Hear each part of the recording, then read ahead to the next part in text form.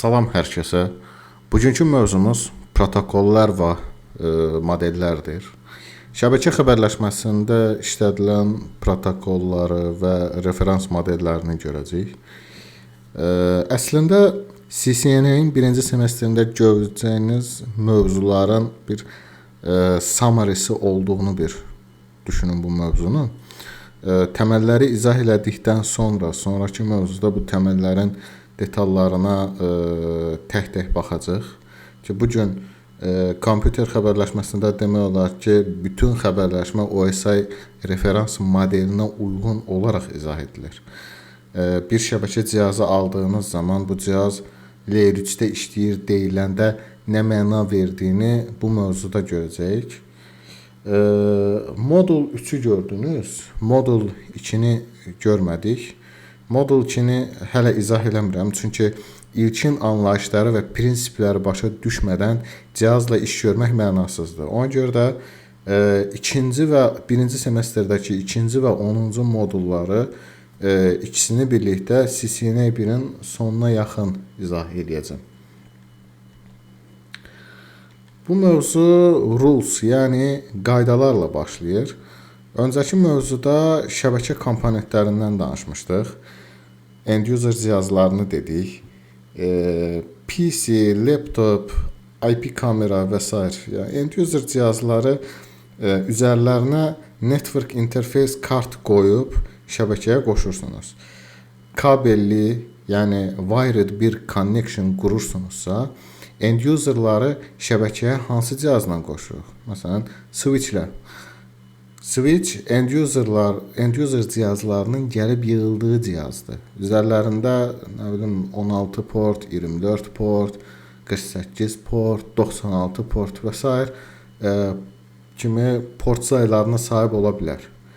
Switchləri bir-birinə bağlayıb şəbəkənizi genişləndirə bilərsiniz.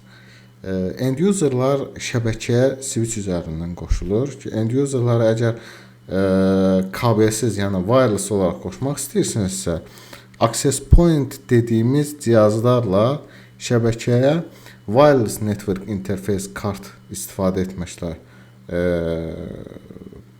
qoşurlar. Mütləq şəkildə bir network interface karta sahib olmalısınız. Şəbəkə kartına dedik ki, network interface kart deyirik. Yəni şəbəkə interface kartı, network interface kart, NIC kart sizi şəbəkəyə daxil edən kartdır. Hətta bu kartların üzərində bir neçə adreslər sabit olaraq gəlir ki, bu gün onlardan danışacağıq. Bu adreslərə də MAC adreslər deyilir. Dərs bu şəkildə, burada bir video var ki, Netacadda video baxaraq beyninizdə fikir yaranmasını təşkil edə bilərsiniz. Onu Cisco yerləşdirməyib, prezentasiyanın içinə yerləşdirməyib onu. Switch haricində önəmli bir cihazımız da var idi. Nə demişdik? Router. Router adlanan bu cihaz isə şəbəkələri bir-birinə bağlayır. Yəni bizim deyək routerun bir interfeysində 192.168.1.0 daxili şəbəkəmiz var, hansı ki, burada istifadəçilərimin olduğu şəbəkədir. Bir də xarici şəbəkəmiz var, ISP şəbəkəmiz var. Yəni, daxili və xarici şəbəkələri bir-birinə bağlayan ya da fərqli şəbəkələri bir-birinə bağlayan cihaza router və ya bəzən qarşılaşdığımız marşrutlaşdırıcı deyirlər. Marşrutlaşdırıcı bəlkə magistraturadan informatika üzrə oxuyanlar daha çox bu sözlə rastlaşır. Daxili şəbəkədə end-userları arasındakı connection'ı switch təmin edir. Şəbəkələr arası connection'ı isə router həyata keçirilir. Burada bir qrup protokolların işlədildiyini həmin o videoda göstərir ki, mövzuda videonun yenə də deyirəm, bir izləyib də beyninizdə bir fikir yaransın istəyirəm. Mövzunun içində bunların nə olduğunu detallı olaraq görəcək. Günümüzdə kompüter xəbərləşməsi necə gerçəkləşir? İki kompüterimizin olduğunu fərz edək. Deyək ki, bir dənə PC-A var, bir dənə də PC-B var. Bir paket PC-A-dan çıxıb hədəfdəki PC-B-yə çatır. Bunu əslində məktub xəbərləşməsinə bənzədə bilər. Yəni uzun illər milyardla insanlar istifadə elədiyi məktub xəbərləşməsinin problemsiz xəbərləşdiyini bilirik.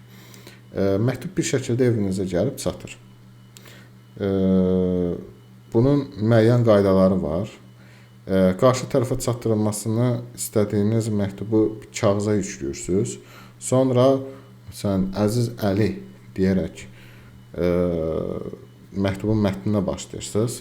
Söyləmək istədiyiniz hər şeyi yazırsınız. Ondan sonra tezliklə görüşərsən deyə məktubu bitirirsiniz.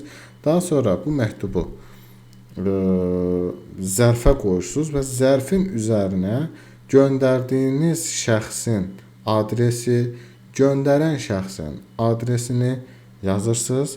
Daha sonra post qutusuna və ya post şöbəsinə təhvil verib məktubu göndərirsiniz. Məktubda nə edirdik? Göndərən şəxsin adresini sol üst tərəfə yazırıq. Orta hissəyə də göndərdiyiniz şəxsin adresini yazaraq, bu qaydalara riayət edərək məktubu göndərdiyiniz zaman məktub hədəfə çata bilir. Bənzər şəkildə iki insanın söhbətləşməsi üçün də protokollar, qaydalar var. Doğrudurmu? Yəni taktiyə qarşı tərəfin başa düşmədiyi dildə kəlmələr desəz anlamlı, mənalı olmayacaq. Yəni siz danışmaq üçün beyninizdə bir kontent təyin edirsiniz. Məsələn, Şamaxınkaya necə gedərəm deyə. Öncəliklə yuxarı layerdə beyninizdə bir sualı yaratdınız. Sonra qarşıdakı adama sualı ötürürsünüz. Necə edirsiniz? Azərbaycanda Azərbaycan dilində danışaraq həyata keçirdirik. Bunun üçün çeşitli qaydalar var. Qrammatik strukturu var. Yəni cümlələr arasında məsələn boşluq işlədirsiniz. Bu qaydalar çərçivəsində transmissiya mühitində, yəni havada akustik səs dalğalarını işlədərək səsinizi qarşı tərəfə ötürürsünüz. Qarşı tərəf də nə edir? Cümlənin bitdiyini anlayır və sıra qarşı tərəfə keçdiyi zaman biz susuruq. Qarşı tərəfi dinləyirik. Bu sayədə qarşı tərəf bizə cavab verə bilir. Ki burada gördüyümüz kimi qaydalar toplusu var. Kompüter xəbərləşməsi də eyni şəkildə bir qrup protokollar istifadə edirik. Kompüterdə bir mesajı yaratdıqda mesajı voltaj səviyyələrinə çeviririk və transmissiya üzərindən mesajımızı ötürürük. Siqnalımız hədəfdəki cihaza, alıcı cihaza gəlib çatır. Alıcı cihaz mesajı alır, voltaj səviyyələrini bitlərə çevirir və alıcı cihazdakı application proqrama mesajı çatdırır.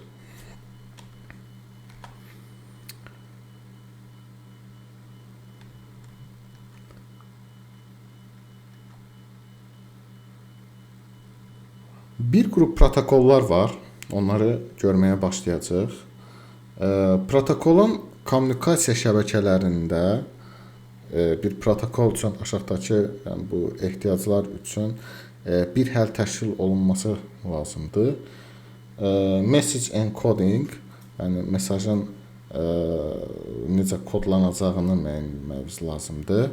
Message formatting and encapsulation, mesajın necə kapsullanacağını, hansı header məlumatlarını əlavə ediləcəyini müəyyən etməyiniz lazımdır. Message size, mesajın ölçüsü, message timing, mesajın zamanlanması, message delivery option, mesajın necə təhvil ötürüləcəyi ilə bağlı məsələlərin müəyyənləşdirilməsi gərəkir bir protokolda ki, bunların incələməyinə keçək. Mesajın kodlanması demək əslində şəbəkə kartı üzərindən bir mesajı fiziki mühitə ötürmək üçün, yəni məsələn kabelli, yəni wired mühitə ötürmək üçün wired mühitdən siqnalın ötürülə biləcəyi şəklə